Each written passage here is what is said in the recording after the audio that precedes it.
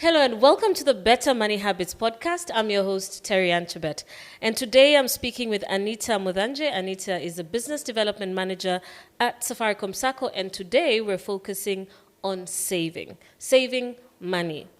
Now, according to the study by EFG Hermes in 2021, Kenyans save the least in East Africa, with a savings rate at 12%, which is below the continent's average of 17%. This has been attributed to one, lack of financial education at an early age, high spending power among Kenyans, and the youth living on YOLO and Sherehe mode. Now, in today's episode, we focus on the best saving strategies and how one can initiate a sustainable and effective savings culture. Annita, thank you so much for joining us on the podcast today. And, we've had a pre-conversation before the podcast, and I'm really looking forward to the tips and the tidbits that you can share with us to enable us save better. First of all, introduce us to Safaricom Sacco. Who's Safaricom Sacco? Who do you serve? What products do you have? Is it for old people? Is it for young people? I like the question, actually, particularly when you ask if it's for old people or young people, because the mentality usually is that Sacco is for old people. But just a background of Safaricom Sacco, we started definitely serving Safaricom members who are a core of our membership. They actually occupy 50% of our membership. So just like our sister, 21 years strong in the market, our main aim, we seek to empower people's lives, just walk with them through their financial journey. So in our 21-year journey, we have been able to serve approximately 16,000 members who are currently active in the Sacco. In terms of our products, and I can say why we are even one of the tier one Saccos is because for us, in terms of charges, I can say we are among the Saccos charging the lowest interest. Most of our products range from 0.8% to 1%, reducing balance. Again, our bond is open for anyone, be it an employee from Safaricom. Our focus has been on technological companies, but we also just recruit individual members in the society who are looking to join. Our membership bond is actually open. Tell me, and you've mentioned something interesting on age. Usually a lot of people start joining Saccos when they're a lot older, and a lot of young people feel left out because nobody tells them about Saccos, nobody tells them what they need to know to join a Sacco. What would you tell somebody who maybe is in campus, maybe has a side hustle, or has just started working? Should they join a Sacco? Actually, you should join a Sacco immediately. That should be like one of your main objectives, to just start saving. Because, again, the objective of a Sacco, 90% what we look at is the savings culture. How are you actually channeling your income? Then after that channel, how are you spending your income? What's your intention? Is it to grow your portfolio? Is it to do some investments in the industry? So the key main focus is to save. And someone who is even in campus, I will have said join immediately. If you have a newborn, start creating that savings culture immediately, because what you start saving right now actually is what grows you in the future. Let's talk about that savings culture for a bit and how much. Because usually when we think of saving, you start thinking, oh, maybe I should be earning X amount of money to be able to save something. How do we begin growing a savings culture as an individual? So how you start, I'll put it in a very simple way. So I will say income, people tend to think that income is equal to savings plus consumption. While in actual fact, yes, in as much as we are saying it's savings plus consumption, why we are putting the savings first is because before you consume, you actually need to make sure there is a 50, 30, 20% rule, whereby we are telling you that at least you need to make sure that 50% of what you earn, you actually put it aside for your savings, because when we talk about savings, this is the cash that you're going to use to anticipate in future any of your needs. That is what you're going to use. If you intend to do an investment, you're going to use the savings, not the consumption bit. So you will find that people, what they do, they take consumption first. I spend on, yes, we have the basic necessities, which you need to budget for, but there's what now we are calling the extras. Is it a must you go out today? Is it a must? A funny joke was actually said by one of my colleagues that an emergency is not your wife actually delivering, because you knew your wife will be pregnant. You knew she was pregnant from the very first month that she told you she's pregnant. Why is it that now it's the 9th month, we are running around asking for contributions, you're borrowing money to take diapers? You see, at that bit, you have taken the consumption first instead of the saving. While as yet, you should have put this money aside so that during delivery, then you're actually prepared. But it's when you see that people, it's when, do you have fuliza? Neza nichukulia kakona, oh my God, I'm stressed, I do not know what to do. While yet it's an aspect of planning. And if you plan whatever you earn as your income, what you need to do first is do the savings before you do the consumption bit. Well, and that brings us to the question on saving. Just saving versus saving effectively, or saving with a purpose, or saving with the end in mind. What advice would you have around, just saving, or how do you save more effectively? You save more effectively by, say, if you're employed, putting a break from your payslip, one payslip to another. And then it will lead to that aspect of planning. Since you know that you're going to earn a salary at the end of the month, if you're able to plan accordingly and not even actually spend what you cannot afford, then that is the aspect whereby you start saving. Just a fraction of your saving, putting it aside, saying that this is actually going to grow my portfolio so that come the near future, I can be able to use my savings for whatever purpose it is that I will need. So that is what I can say is called savings effectively. You do not leave a paycheck from one paycheck to another. You need to actually give yourself that breathing room. Plan yourself accordingly. See what is it, because saving now, what we are talking about, we are not saying that we do not want you to be happy, but you're actually saving for your happiness. You're actually planning that in the near future, then I want to live in a mansion. How do you intend to achieve that mansion? You achieve that mansion by starting to put away a small bit, just aside, start immediately, and that will actually give you the effective savings culture. I want to draw some lessons from a story I had earlier this week. This lady who got her first real estate investment at the age of 22 and a half. And I'm curious about, how did this person, in your opinion, what did they do different? Because if you look around us now, there's either land, apartments you can get from about $1 million, $1.5 million. What are some of the things we can do or think differently from a savings perspective to be able to begin to own investments at an earlier age? I will say what she did differently, she was more aware. And I will also credit the aspect of education. She knew that there's a specific goal that she wants to achieve. And better yet for her, she had a timeline of when specifically she wanted to achieve it. Hence, even her doing it at 22 years of age. Why I say you need to start saving immediately, look at such a lady. At 22 years, you already have your own property, which means the aspect that you're talking about, you're not spending so much on rent because already the property is yours. when we talk about awareness, you have graduated yourself again into a more mature space, because immediately you start dealing with mortgage, then you start dealing with legal fees, you start dealing with valuation.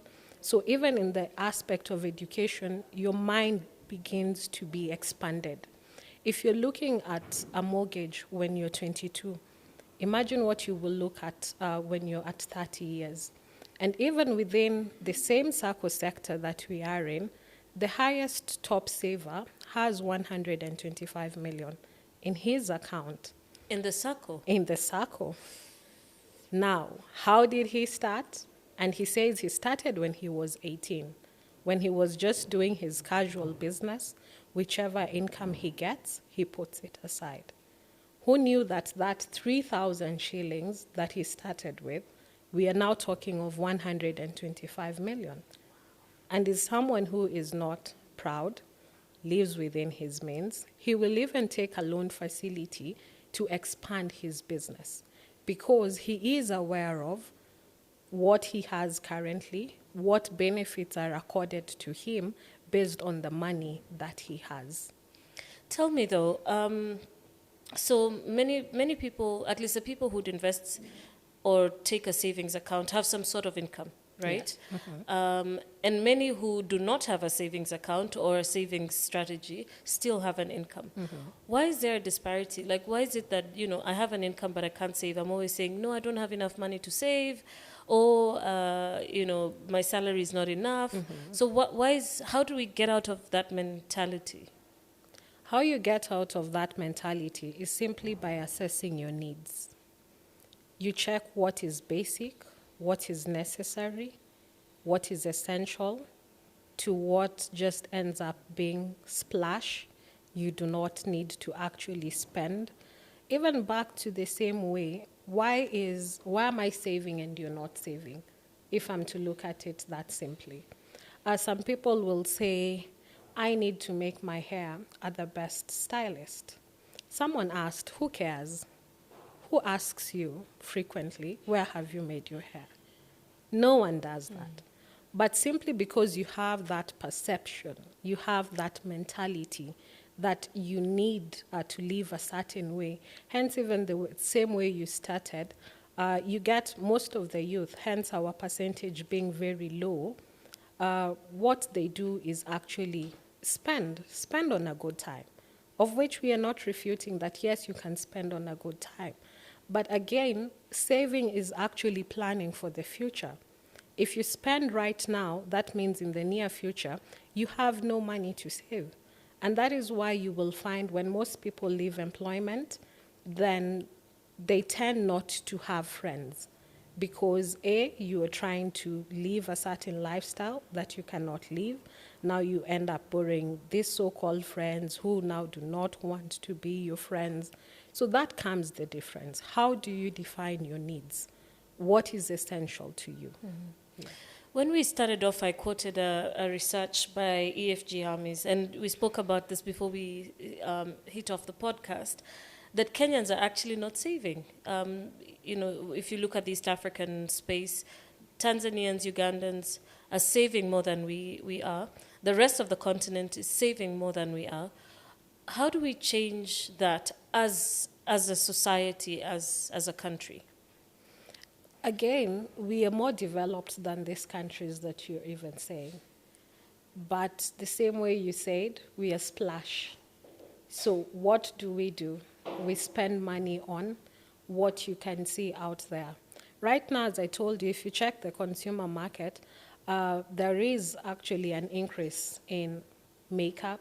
There is an increase in the number of clothes that were bought last year.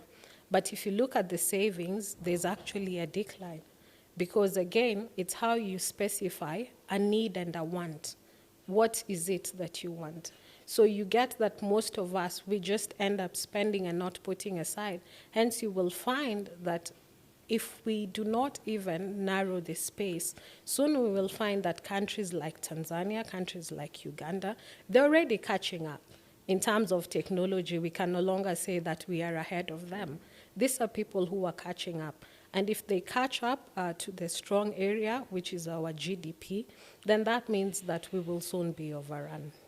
Yeah. One of the things that we also talked about earlier was, teaching or informing the younger people that are within our circles to start to save, earlier. So it could be either parents teaching their children how to start saving earlier. It could be older siblings telling your, younger one, once you're in campus, start a side hustle, start saving. What advice would you have for those who are probably already saving to get others into the same circle, either younger, actually most importantly younger? I will say spread the message.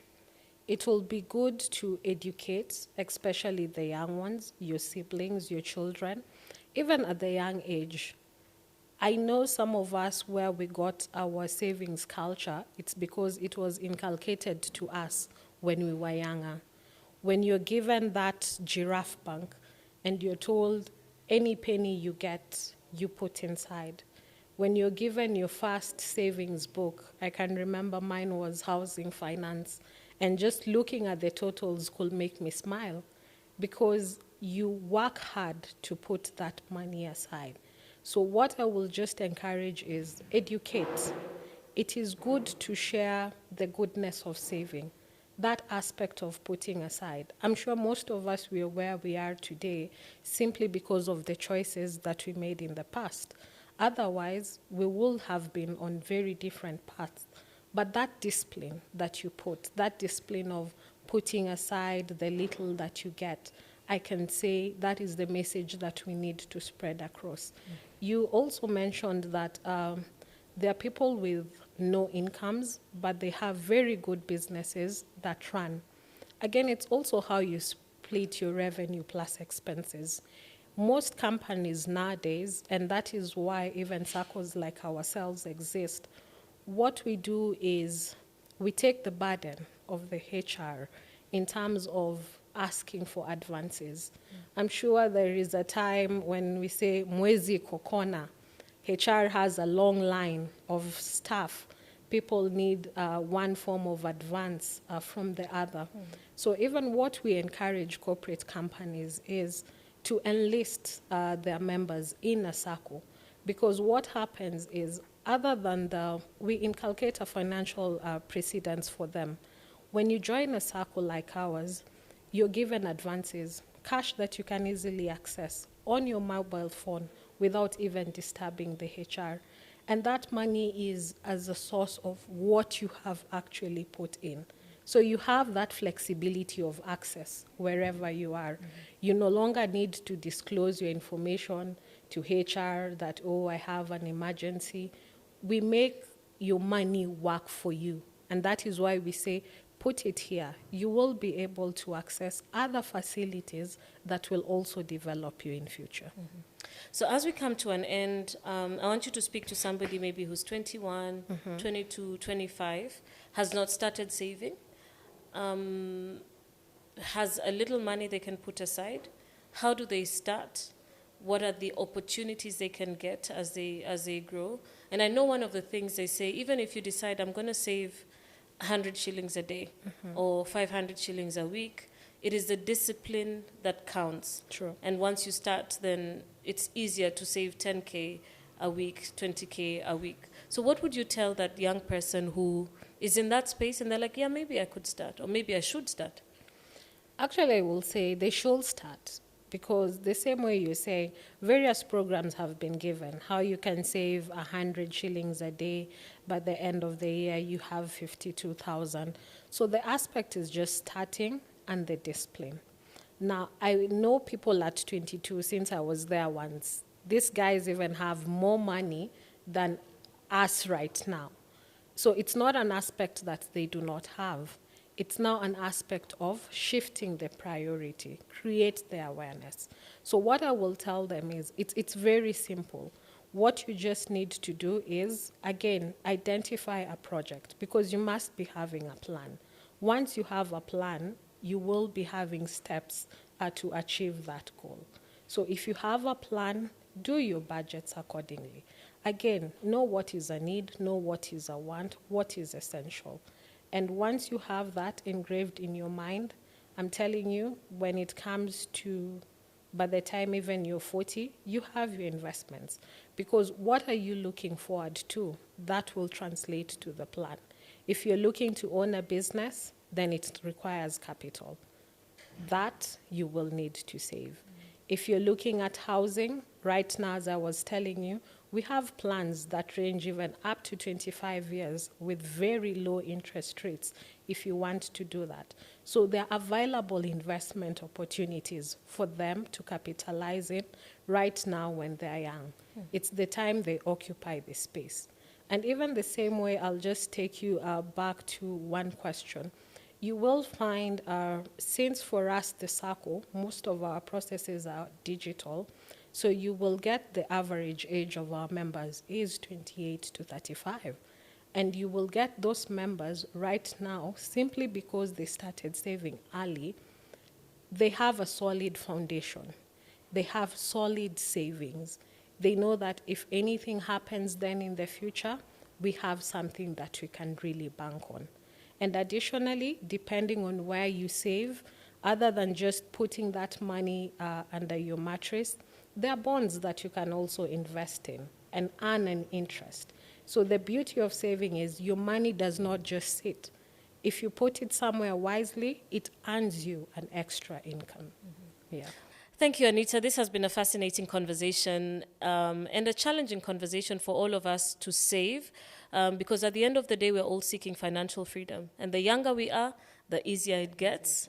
And the more we save, the easier we achieve financial freedom. You have been listening to the Better Money Habits podcast. I've been speaking with Annita Muthanje. Annita is a business development manager at Safaricom Sacco, and the Better Money Habits podcast is powered by Tala. I am Terryanne Chebet, your host. Until next time, Kwaheri.